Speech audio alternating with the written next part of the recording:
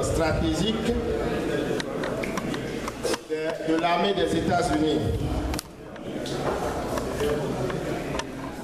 Il enseigne actuellement au Kansas University dans le Missouri et il est ici ce soir pour nous parler d'un modèle de démocratie qui serait, assez dit, il est là lui-même, adaptable à notre milieu sociologique au Bénin. Donc sans plus tarder, je passe le micro au professeur Juste Kodjo.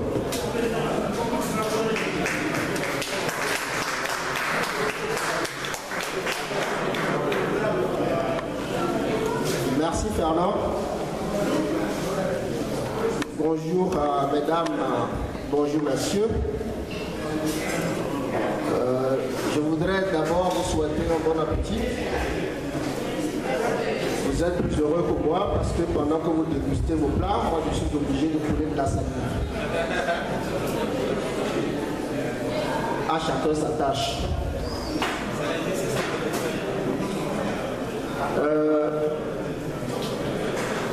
Je voudrais aussi remercier les membres du bureau d'organisation de cette conférence qui m'ont fait l'honneur de venir vous présenter un peu mes idées que je suis en train de faire véhiculer depuis un certain moment.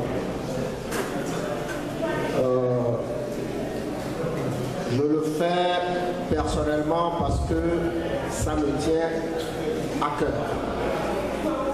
Et j'espère qu'au bout de ma communication, vous comprendrez pourquoi est-ce que je m'investis si tant, pourquoi est-ce que je décide de m'octroyer un billet d'avion pour venir ici, de me prendre en charge pour venir ici, ou de sortir mes propres sous pour sortir un livre que personne n'achète. Nous clamons tous que nous avons le Bénin. Et quand il s'agit de faire des choses qui puissent marquer durablement le Bénin, je crois que les clameurs ne sont pas toujours en groupe. Alors je voudrais d'abord commencer par faire quelques clarifications. Nous sommes ici pour parler des institutions politiques ce soir. Et de mon point de vue de politologue, ce n'est pas une tâche facile. En 1978, il y a un politologue, sociologue américain de renom, Charles Tilly, qui a écrit et qui a dit que pour un scientifique des sciences sociales, il y a une difficulté majeure. Quand vous commencez à parler sciences politiques, c'est que tout le monde est expert. Tous, autant que vous êtes ici, vous avez des opinions par rapport aux réformes qu'il faut mettre en œuvre chez nous au Bénin. C'est ça la difficulté du politologue. Si j'étais un médecin, que j'étais venu vous entretenir sur la découverte du vaccin contre le sida, je crois que l'attitude serait différente. Mais parce que je suis politologue, chacun se dit que forcément, on a déjà une idée, on est déjà expert, on n'a pas besoin d'écouter les autres. Mais je peux vous assurer qu'on a toujours à apprendre des autres. Je viens de passer 4 mois au pays. Puis j'ai circulé, j'ai rencontré l'ancien chef d'État, le président de l'Assemblée, tout ce monde. Je peux vous dire et vous garantir qu'on peut encore apprendre des autres. Et donc ce que j'espère, c'est que nous puissions échanger et que vous puissiez m'accorder une oreille ou des oreilles attentives. Pour tout simplement encourager les efforts entrepris jusqu'ici.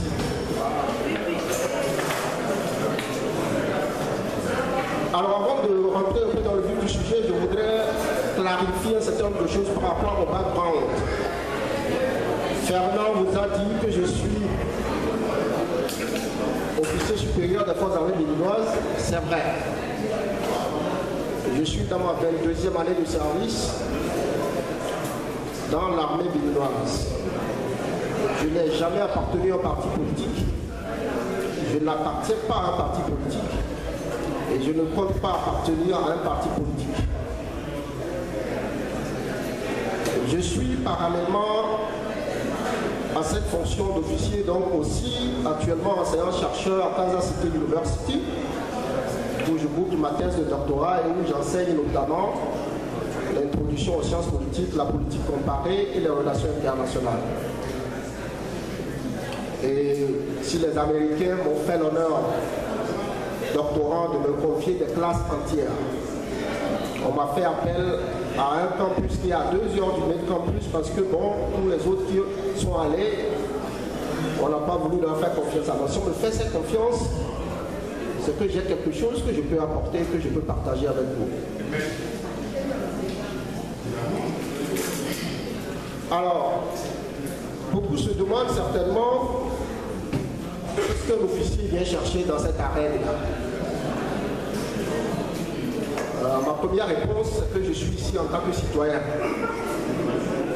Je suis ici en tant que citoyen béninois préoccupé de l'avenir du Bénin. Et donc, j'ai un devoir de contribution parce que je fais partie de ceux-là en qui l'État a investi depuis très tôt. Issu du Britannique militaire de Bamberg, j'avais 12 ans quand l'État béninois a choisi d'investir en moi. Donc j'ai un devoir de contribution vis-à-vis de cette société-là.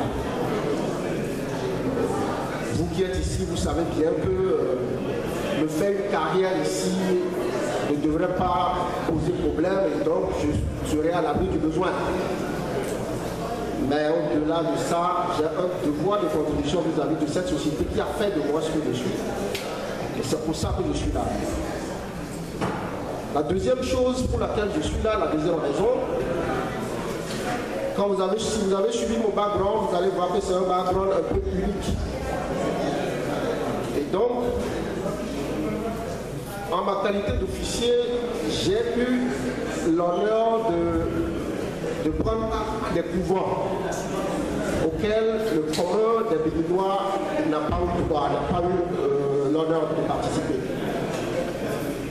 Le dernier couvent dont je suis sorti, c'est ce qu'on appelle le Command and General Staff College dans le Kansas. Et ce que j'ai entendu pendant un an, ce que j'ai vécu pendant un an, ce que j'ai eu l'honneur de lire pendant un an, me fait croire que j'ai un profil. Il y a des choses dont je peux tirer d'expérience, mais dont je ne peux pas parler publiquement. Quand vous êtes dans ce couvent et qu'on vous fait venir quelqu'un comme Donald Rumsfeld, ancien ministre de la Défense, qui vient vous parler, et vous n'êtes pas autorisé à répéter ce qu'il vous a dit, quand on fait venir le général David Petraeus, qui était alors directeur de la CIA, qui vient vous entretenir, que vous n'êtes pas autorisé à répéter ce qu'il vous a dit, quand on fait venir d'Allemagne le général Ham, directeur de Africom, African Command, qui vient s'entretenir avec vous, et vous n'avez pas l'autorisation de répéter ce qu'il vous a dit, quand vous êtes sorti de ce couvent, dont est sorti Paul Kagame. Paul Kagame a quitté ce couvent pour rejoindre la rébellion au Rwanda. Et tout le monde s'étonne aujourd'hui que Paul Kagame ait des visions bizarres. Quand vous sortez de ce couvent, ça vous change tout toujours. Vous voyez le monde autrement. Donc, je vous dis, mon background, mon profil, il n'est pas très typique, il est plutôt atypique.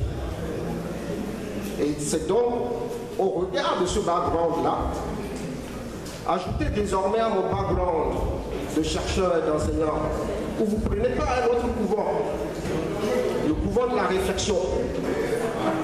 Et parce que ça se passe ici aux États-Unis, vous avez accès aux théories les plus sophistiquées dans le domaine. recherche les plus sophistiquées dans le domaine.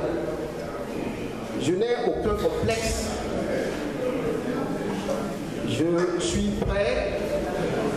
Vous faites venir n'importe quel politologue américain sur n'importe quel thème de mon domaine, nous aurons un débat et vous pourrez suivre. Donc je n'ai aucun complexe vis-à-vis de ceux qui m'ont précédé, de ces grands talents que vous voyez. Donc ces deux courants combinés me font adopter une vue complètement différente. Et c'est ce que j'ai voulu transcrire dans le modèle que j'ai présenté ici. Et aussi, parce que j'ai eu l'honneur de participer à ce mouvement de la recherche là, j'ai eu accès aux archives de la Maison Blanche. J'ai choisi d'étudier pour mes modules d'histoire les 8 années du président Eisenhower qui coïncidaient donc, comme vous savez, avec nos indépendances.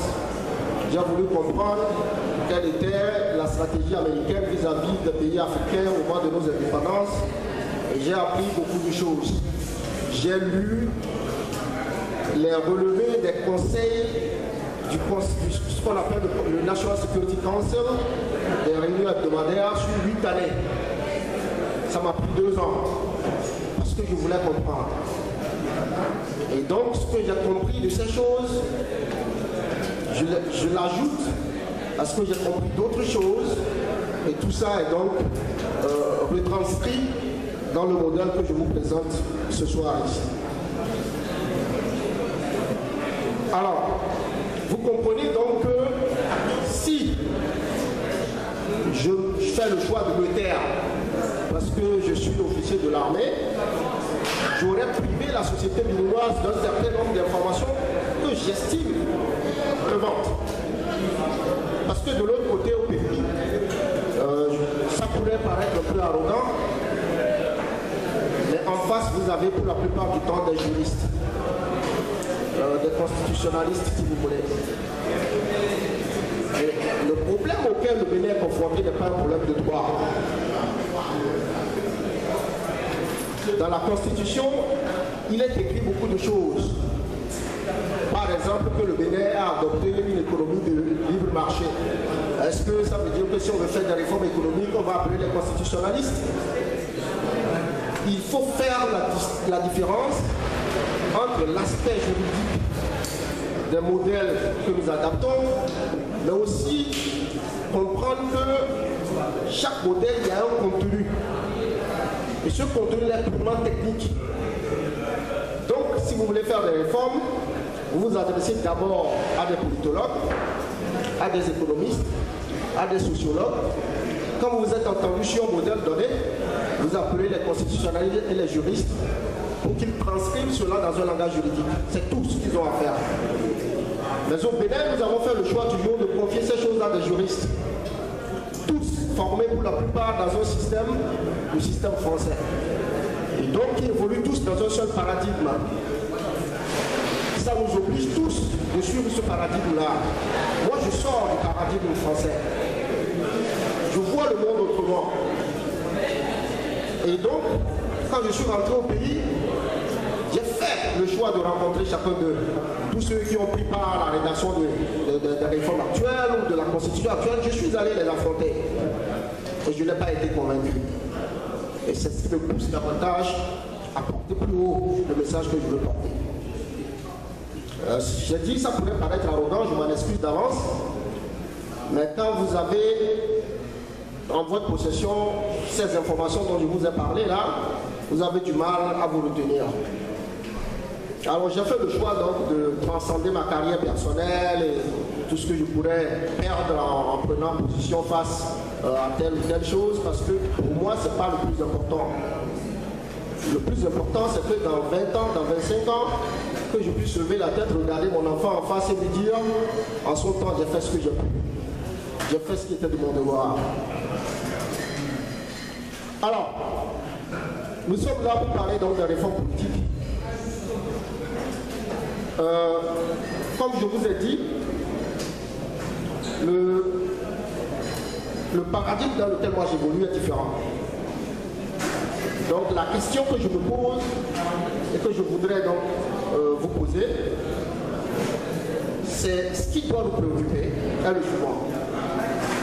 Dans les contextes sociologiques, socio-économiques et géopolitiques béninois, quel type d'institutions devons-nous adopter pour améliorer la gouvernance? C'est ça la question fondamentale. Mais avant, il faut qu'on s'entende sur un certain nombre de concepts. Qu'est-ce que j'appelle institution politique?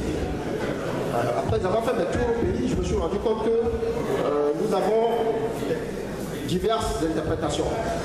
En sciences politiques, lorsque nous parlons d'institutions politiques, nous nous référons aux règles et aux normes qui régissent les actions des hommes et des femmes qui sont impliqués dans la gouvernance d'un pays.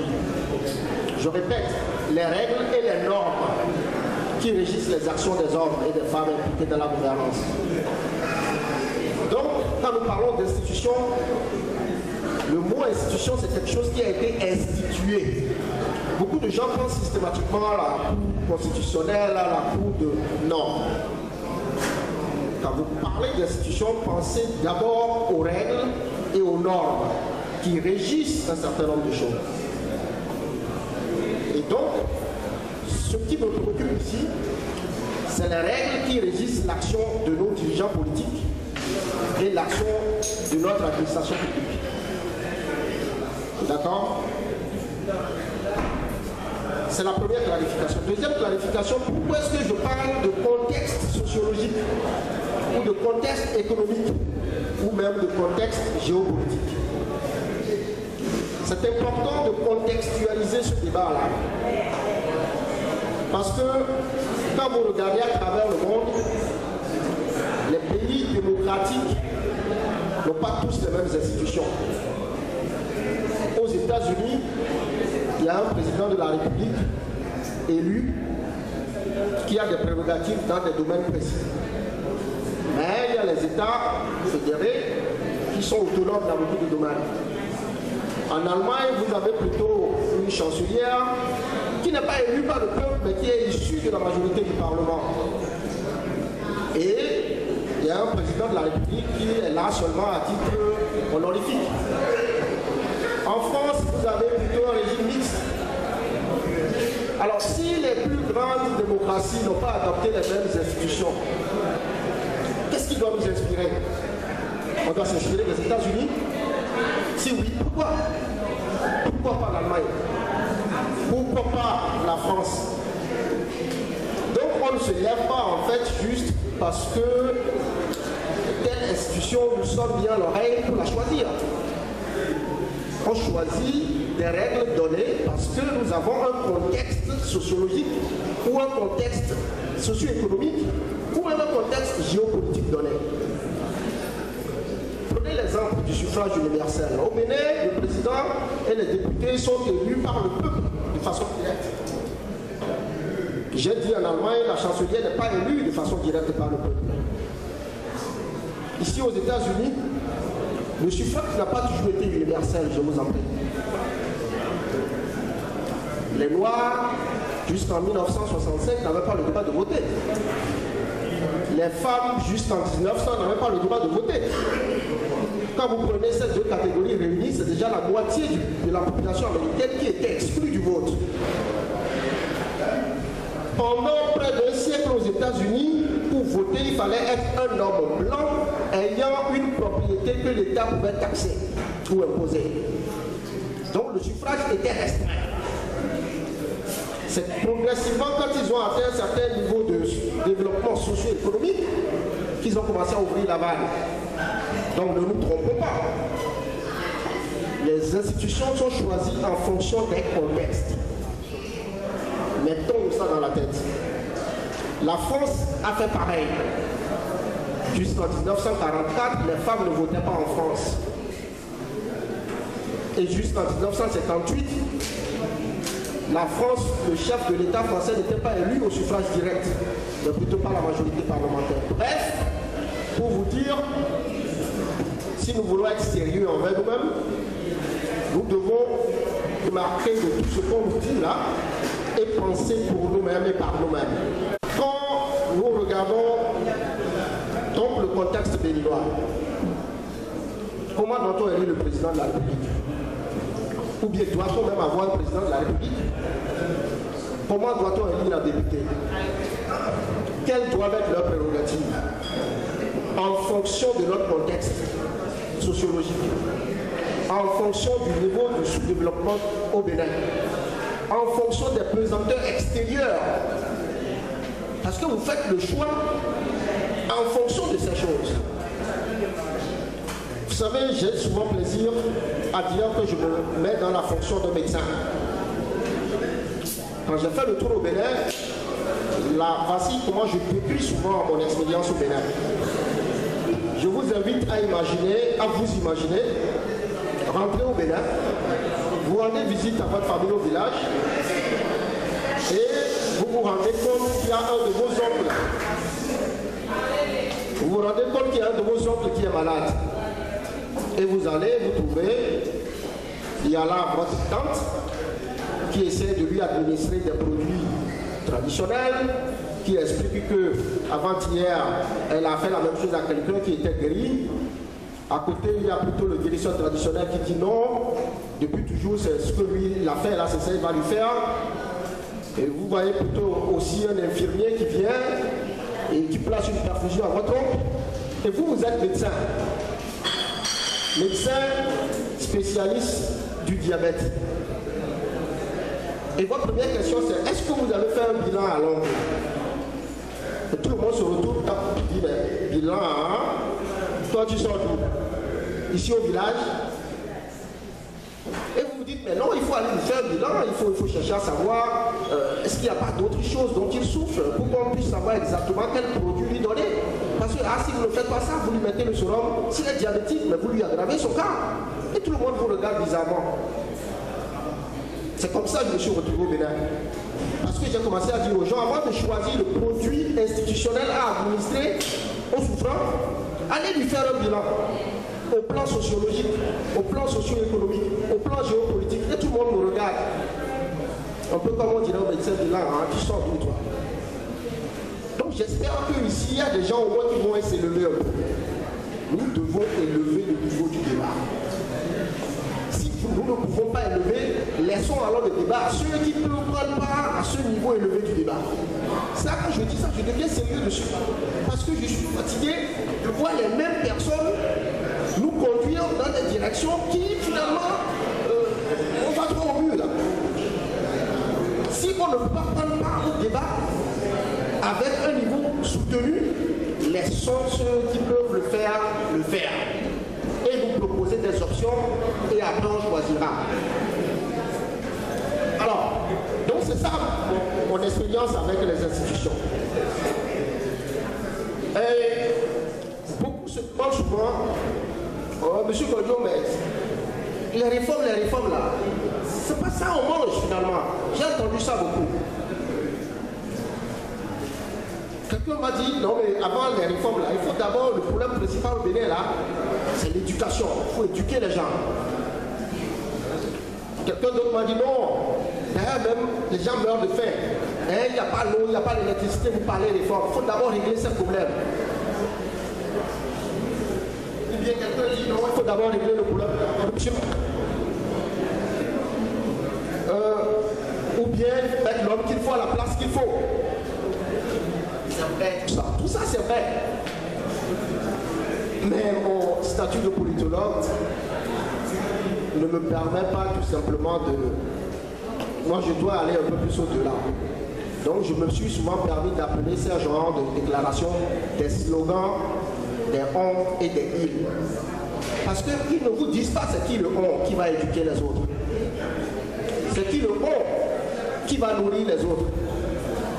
C'est qui le on qui va décider de mettre les hommes qu'il faut à la place qu'il faut. Donc pour eux, tant qu'on n'a pas fini de régler ces problèmes-là, on ne doit pas faire des réformes. Mais si ces problèmes sont réglés, pourquoi on aurait besoin de réformes? Si tout allait bien au Bénin là, est-ce qu'on aurait besoin de réformes?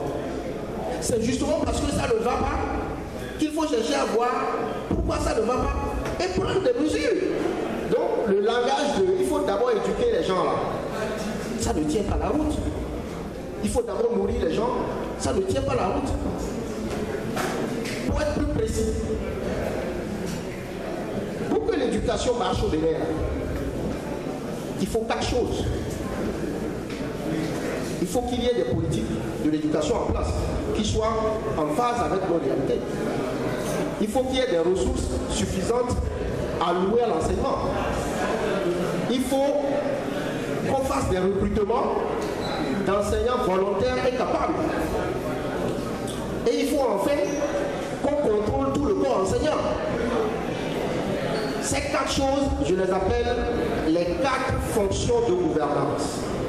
C'est valable pour l'éducation, c'est valable pour l'eau, c'est valable pour la fourniture de l'électricité, c'est valable pour la justice, c'est valable pour la sécurité.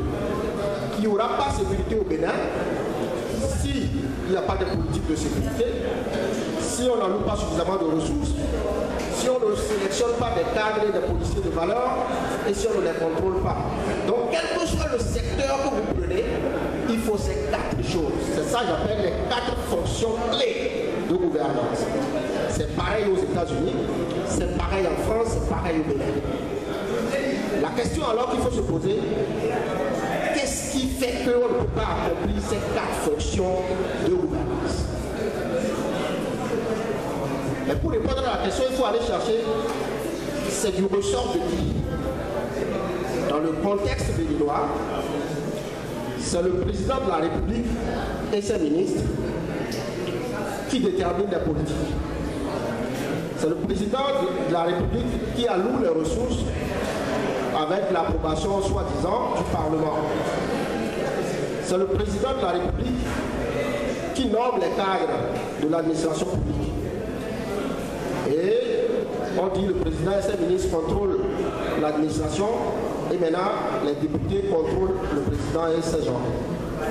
Donc si vous regardez bien ce que je viens de décrire là, dans les 4 fonctions capitales de gouvernance, il y en a 3 qui sont confiées au président de la République tout seul. La 4e fonction de contrôle est soi-disant partagée entre l'Assemblée et le gouvernement.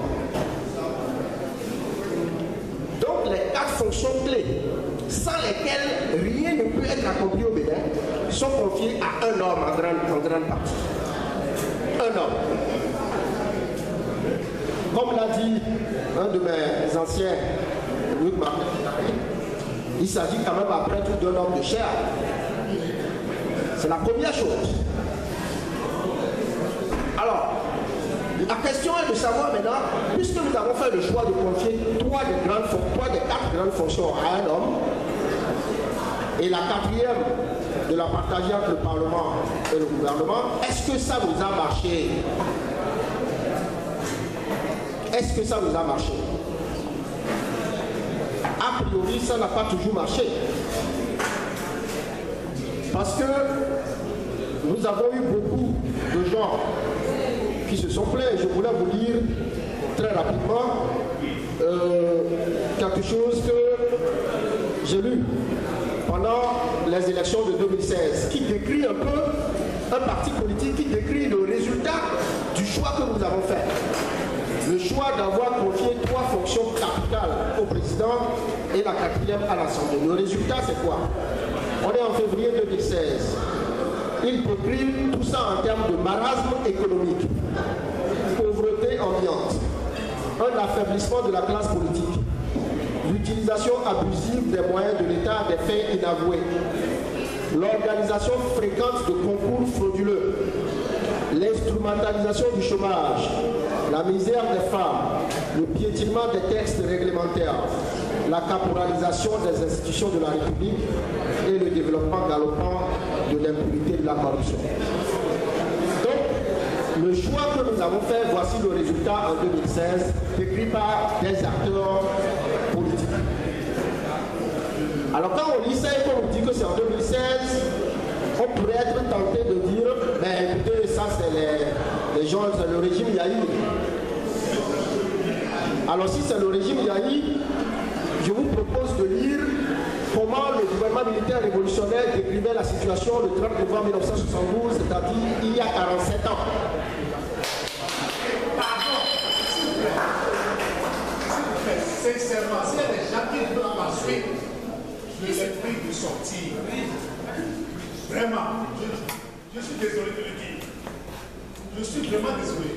S'il y en a qui ne peuvent pas le suivre, ils n'ont qu'à sortir tranquillement. Allez dans le bateau de l'homme, c'est simple ça. Merci beaucoup. Merci.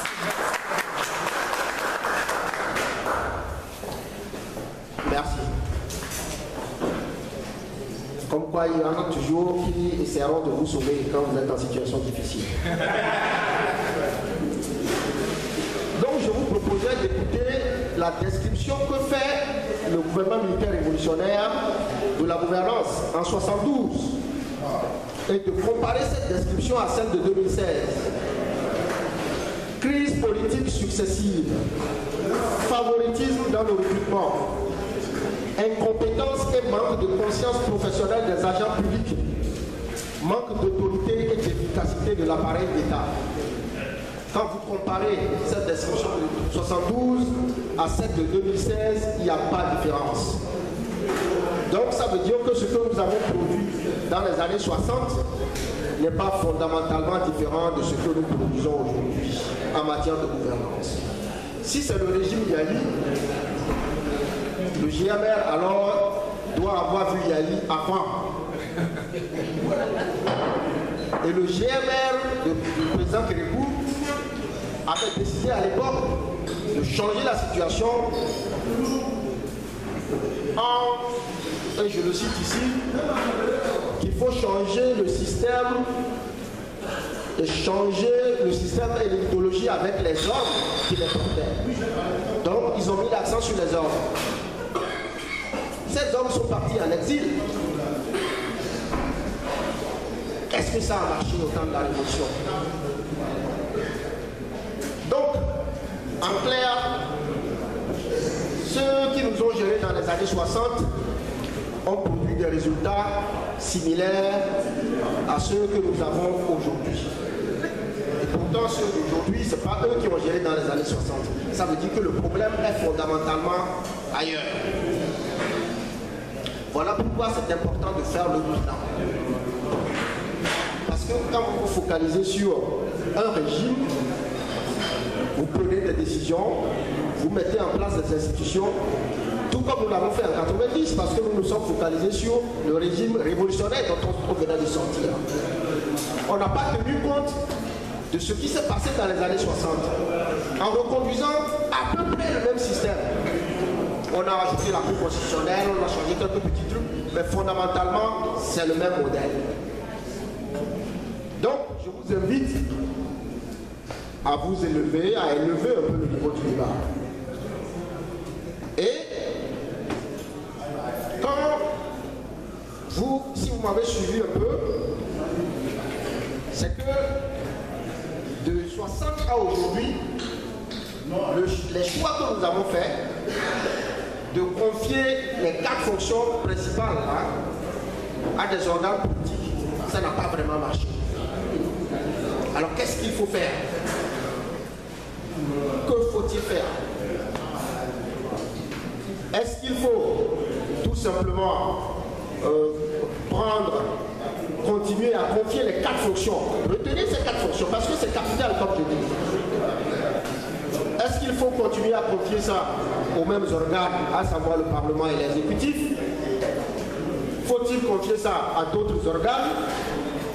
Ou bien faut-il tout simplement diviser en deux?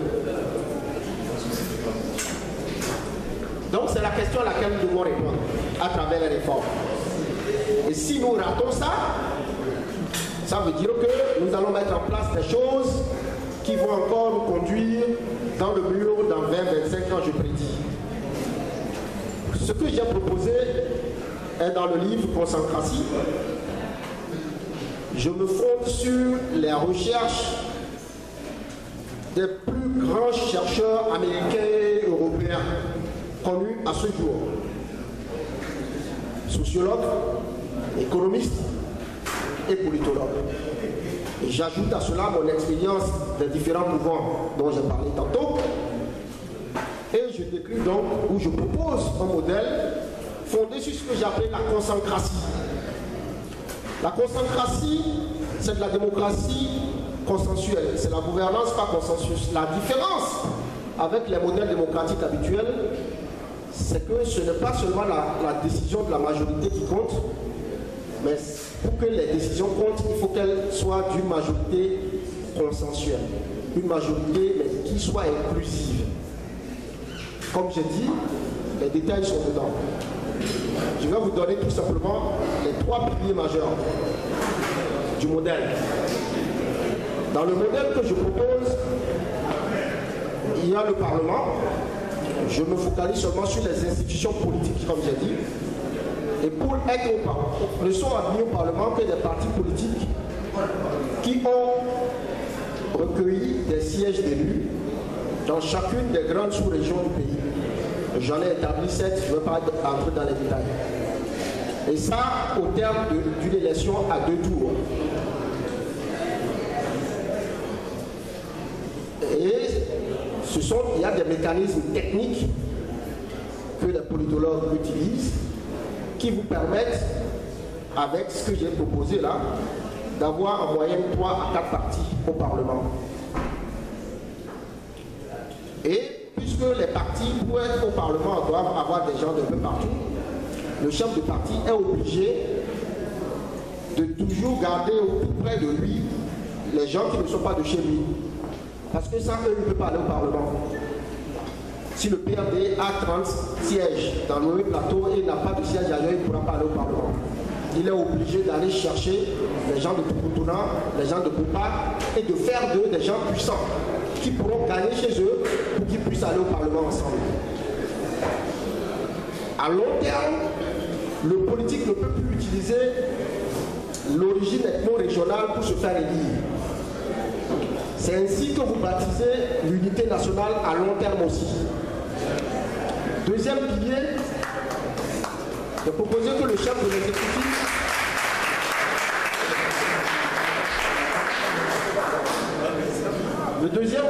c'est que le chef de l'exécutif ne soit plus élu comme on a l'habitude de faire. J'ai proposé 2 options, on peut choisir une des 2. La première, on peut tout simplement faire comme l'Afrique du Sud, le Botswana, l'Allemagne et tous les autres pays. Le chef de l'exécutif est élu de la majorité, est issu de la majorité parlementaire. Si vous m'avez suivi, si on n'a que 3 ou 4 partis au Parlement, je ne parle pas d'alliance de partis. Dans le modèle, les alliances ne sont pas autorisées à aller à des élections en tant qu'alliance. Donc ce sont des partis qui sont déjà inclusifs à la base. Donc, dégager un d'entre eux pour être le chef de l'exécutif devrait être quelque chose de stable. Ou bien, si on estime que ce n'est pas bon pour nous, la deuxième option, on peut continuer à faire le suffrage universel direct où le peuple élit le président, mais on impose que les candidats soient issus du Parlement. Ça veut dire que c'est les partis qui proposent des candidats. Ça veut dire qu'aux élections présidentielles, vous n'aurez pas plus de 3 ou 4 candidats s'il n'y a que 3 ou 4 partis à l'Assemblée. Quelqu'un qui est élu dans des conditions comme ça, il a déjà une majorité à l'Assemblée. Il n'est plus obligé d'aller acheter des députés de gauche à droite pour le soutenir pendant son mandat. Il n'est pas obligé d'utiliser les postes administratifs là comme des gâteaux aux 150 partis qui l'ont supporté pendant les élections. Donc, vous réglez là encore la question du marchandage politique, vous réutilisez. Deuxième chose, quand vous faites ce que j'ai dit, s'il est issu par exemple de la majorité parlementaire, il n'a pas besoin des milliards pour faire les campagnes telles que nous observons aujourd'hui. Or, le fait d'avoir besoin de 20 à 50 milliards pour être élu, ça a des impacts sur la gouvernance. Parce que l'argent ne vous est pas tombé du ciel. C'est des gens qui vous l'ont donné et vous leur êtes redevable. Donc nous devons intégrer tout ça dans la réflexion. Voilà pourquoi il faut changer le mode d'élection pour réduire les pesanteurs qui freinent après l'indépendance du président. Le troisième pilier donc, c'est la création de ce que j'ai appelé le Haut Conseil de la République. Un conseil de 7 membres. Un de chacune des grandes sous-régions du pays. Des gens du 3e âge, dès qu'ils accèdent au conseil, ils siègent à vie.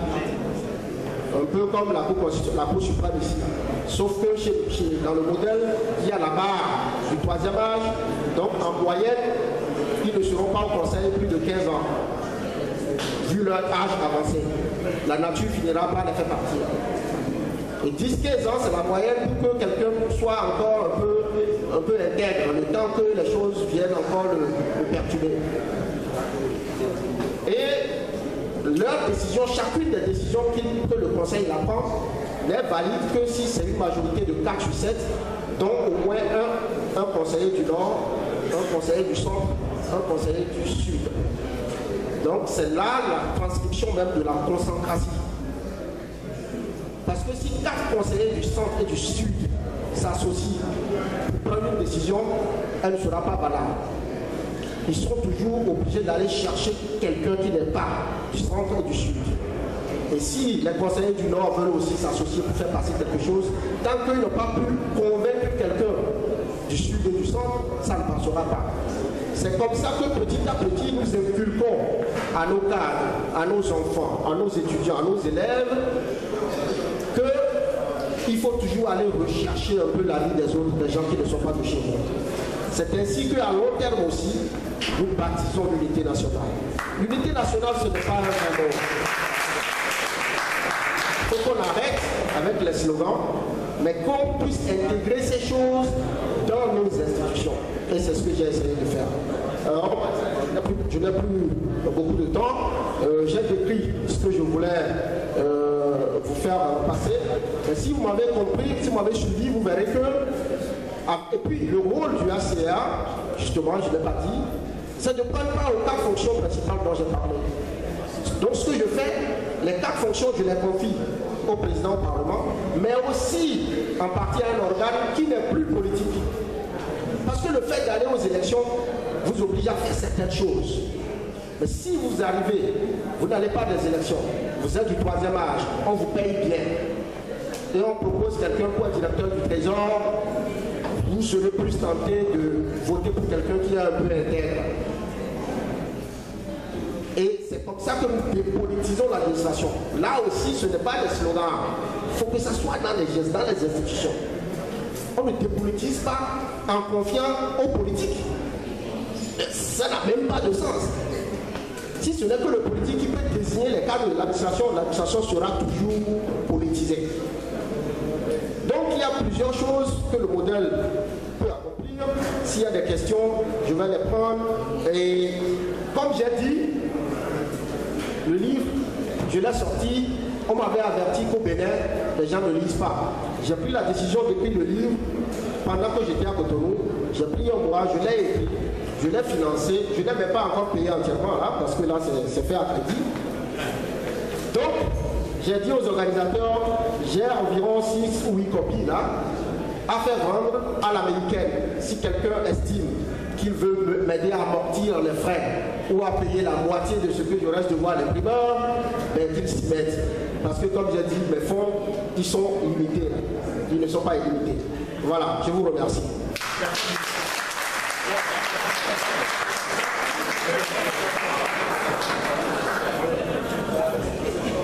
Merci beaucoup, professeur Kodio.